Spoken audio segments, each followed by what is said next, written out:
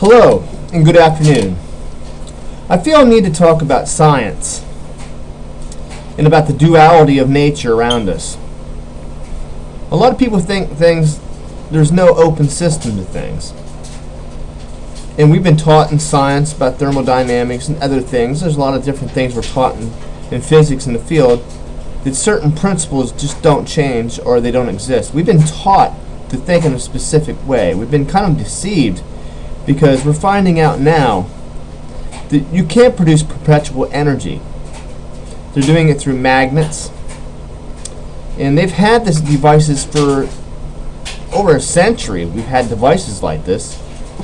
We haven't had a need for fossil fuels. This is the deception on the part of whoever is out there. We have free energy. We've had it for quite some time. It just wasn't instituted.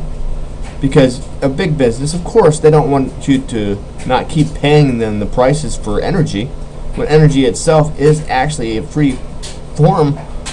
We don't have to pay for it. It exists all around us. The air around us, all the air around us is charged. Did you know that? In this small space, there's enough energy to take care of the needs of the whole world for, I believe, a century. You're like, no way, there's not that much energy in that small amount of space. There's a lot more energy in that little bit of space than you can imagine. I mean, I can't get into the full details of why it is, but if you study science and the fact that how much energy can be composed even out of a small little space like this, see between my fingers? That much space. That's how much energy can be produced. So when we're talking about we have no energy to supply our needs as a world, as a nation, we're being deceived. We're not being taught in science the true facts of things. There is true duality in everything. Everything around us. When we look at things, we manipulate the atoms. We manipulate the outcome of things around us. This is a higher form of thinking. And this is what's going to happen in the future. People are going to come to the realization of who they are. Okay? Each generation, the mind has evolved to a certain degree. But until we learn to explore our own minds and not be controlled by books, doctrines, and teachings of men, we're not going to know. If you were to understand if you wanted to understand the concept of God, right? First of all, everybody tries to say that they understand God. A lot of these religious groups say they understand God. Well, how? Explain to me, how can a part of creation, something, say you created something, you're the creator of something, right? And you have the knowledge of it, you created this specific thing. It's just an intimate part of your mind, something you created out of your mind, just a small little intimate part of what you created. Alright? How can that compare to the completeness of all the thoughts and all the precepts and concepts you have in your mind? How can that created object, the intimate thing, have that capability of understanding its creator? Unless the creator gave it some ability to do so. But even then, it couldn't match the creator because it would actually go right back to its original source and reabsorb back into where it came from. So creation is a part of something. It's not the whole of something, the whole sum of something. God, if you look at God as being complete, I know this has to do with science, really, it does. Something that is fully complete and unchanging. Okay, and there's certain principles people say are unchanging. But everything has duality. It has balance, it has connectedness, cohesiveness. Now, I know I went off a little bit of tangent there and a little religious thing, but you got to look at this from the point of view that you're creating things around you. You're creating your reality as you move and as you go. You're manipulating every atom and everything around you. When you look at something, you perceive something, you are doing this. Science has proved this. I mean, this is something you got to look into. Do we manipulate atoms by our very presence? And they've done studies on this, and yes, we do manipulate atoms and things around us. And I've heard, some of you may have heard the concept that Everything in the universe is pretty much made out of the same substance. You know, everything's made out of atoms, and then you go to molecules, and it all breaks down to a basic point. Everything has an atomic weight, but it's all made out of the same substance. And now the thing is to perceive how does one thing have an atomic weight that remains as it is. Okay, things can be manipulated.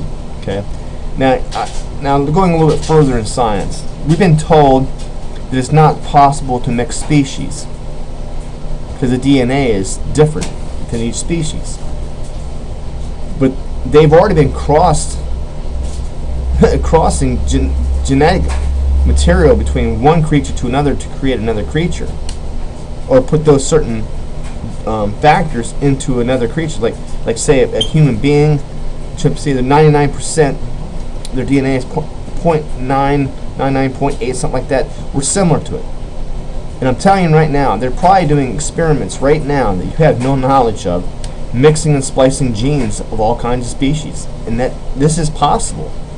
We were told long ago that it was impossible, but we had no knowledge of the genome, our genetic makeup and things like that, because we were lacking understanding and knowledge. That's what each step in our mental evolution. Okay, I don't like to call it evolution because evolution refers to one creature evolving from another creature, and that is not necessarily possible. Each creature does evolve, but only in its own pretext, its own species. We can manipulate species and recreate new species, but each species is its individual identity or marker. So we didn't evolve from a monkey, because right now they've went back over 400,000 years to a more primitive man, a humanoid type man. So we're breaking barriers in this whole concept of evolution. It is not evolution. I would say it's more adaptation more than anything. Each species adapts and changes and fulfills its needs for what it's going through at the moment. That's why we adapt. We change to survive for our surroundings.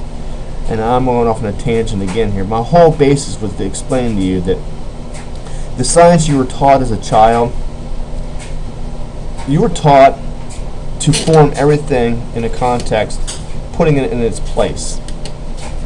Okay? Once, just like your mind, as a child, you've got signatures that are set at an early age that develop you and give your sub-personalities and makes you who you are as you grow up. At an early age, you're exploring, absorbing information. You're just becoming to be forming something new. So you're a sponge. You're absorbing all this information. When we get to a point where we get all these signatures get set that we get stuck in a frame of thinking. I call it trapped in a thought, or trapped in an environment. You know, some people are a product of their environment, and that's what they've been taught, and that's what they've learned, and that's how their mind has been programmed, and that's how they adapted to their environment. But I have a new concept for you. Constantly adapting to new changes. If the mind has novelties, if it's constantly absorbing new information, you've got to make it enjoyable, pleasant, attractive to you. If you want your mind to move on to a higher place, I'm not talking about mysticism, I'm not talking about magic and all that stuff, because we're made up of chemicals, and the chemicals do certain things in our bodies, so we know that. Neurotransmitters and all kinds of chemical things going in our body. But we have built within us the capacity to change and adapt. If we can learn how to use our minds in such a way to train ourselves to adapt, and, we know we have. I know I'm going to keep going off on these tangents, but I want to get this out. We have sirtuin genes in our body. This dictates our life expectancy. Okay, and we have a timetable in our DNA and stuff like that. But if we can learn to turn off these biomarkers that cause aging, and there are things that turn genes off and turn genes on.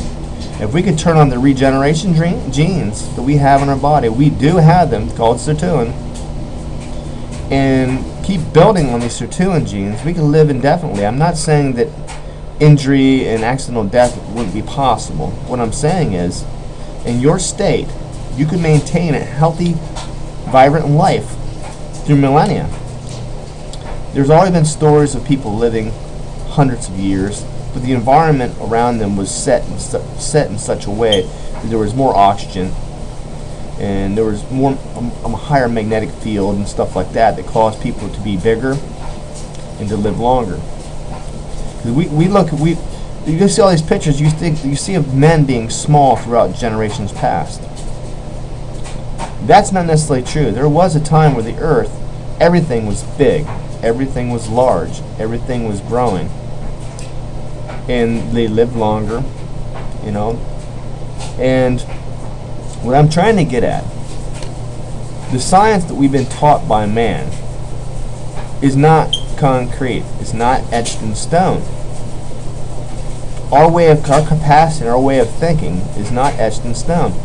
It's like math. You build upon one thing upon another, and you get into a higher form of math, and you get into abstract math and calculus and all these other things, but they're still man-made. But the whole idea is to recreate within your mind new constructs, new concepts, not being subjected, not being constricted to only certain forms of thinking. This is the problem. This is why there's control measures on people. There's other people who do not want you to advance. They do not want you to understand who you are. They do not want you to have a complete life. They want to maintain control over you. And who these people are, I don't know. And I pretty much don't care. But you, as a human being, it is up to you to make that jump, to make that transition in your life to be a stronger mind. Daydream is a simple thing. Daydream. This is an active form of what your mind does. As a child, you got yelled at for daydreaming. We know that daydreaming is very fundamental. REM sleep is very fundamental because the mind is always working. The body may be at rest, but the mind is always working. And the thing is, to learn how to use your mind in every aspect. While you sleep, you can use your mind. You give yourself a suggestion before you go to sleep. Say, I'm going to be smarter tomorrow and the next day. Every night you keep giving yourself a suggestion. It's called mind talk. You're teaching yourself. It's called self-teaching, I call it. You keep telling yourself these things, and you'll form ideas and formulate concepts into which you can make these things happen. Which, in its essence, is adapting, readaptation. You're adapting to change because you want to change. You're projecting to change. Just as you manipulate the atoms and things around you, as science has proved, you can do this with your mind. You got to step out of the paradoxical box that you've been put into in your life. There are people out there that have this knowledge, and they're suppressing it. But if you want to be the best you can be mentally, physically, and spiritually, explore yourself. Explore your inner workings of your mind. Explore who you are. Say, who am I? What am I doing here? And what more is there? And daydream on it. And kind of imagine what would be beyond this normal frame of thinking. What would I be like if I could think at a much higher level? What would I be like if I could think at a place where there's constant peace and contentment? Think on these things. Use your mind. Don't learn extrovertedly. Learn internally. Internalize your understanding of things. It all starts in here. Not out here. We see things outwardly and we mimic them. That's what animals do. Okay? But we're beyond animals. Okay? We're ascended beings. We got to start seeing things, perceiving things from within. That is where the real mystery of things can be unraveled. Remember, in the Bible it says, the kingdom of heaven is within. So look within yourself. I want to make another video explaining more in detail on how to change your programming, or the way that you people have made you think throughout time. You know, once you're programmed for so many years, you don't know how to think outside of what you've been taught. So I'm going to try and teach you when I can. And be open to it. Learn. And know that physics and science is not etched in stone. You create it as you go. Think about that. You create as you go. I gotta go. 15 minutes is almost up here. I wish I could really get this out quickly, but it's little by little.